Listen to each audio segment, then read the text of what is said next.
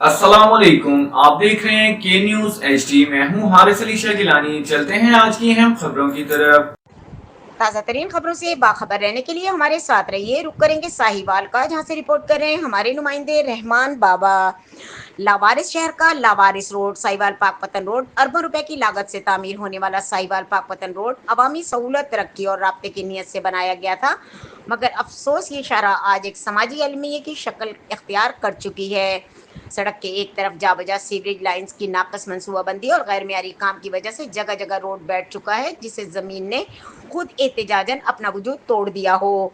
दूसरी तरफ वही रोड गैर कानूनी तौर पर खड़ी ट्रालियों, भारी मशीनरी और माल बरदार गाड़ियों की मुस्तकिल पार्किंग की जद में आ चुका। खास तौर पर एक मकाम पर तो हफ्तों से सड़क बंद है, मगर ना इंतजामिया को होश है और ना कोई मुतल्लका इदारा मुतहर्रक नजर आता है। अजीब बेहिसी का आलम है। अरबों के सरमाकारी का ये रोड, जिस पर हजारों लोग रोज सफर करते हैं, लावारिस खड़ा है, जिसे साहिवाल एक यतीम शहर हो और ये शाहरा इसका उजड़ा हुआ चेहरा। क्या अरबों की मंसूबा सिर्फ इफ्तिताही तस्वीर, फीता काटने और अखबारी बयानात तक महदूद रहेंगे? क्या आवाम का वक्त, माल और जान यूं ही खतरे में डाली जाती रहेंगी?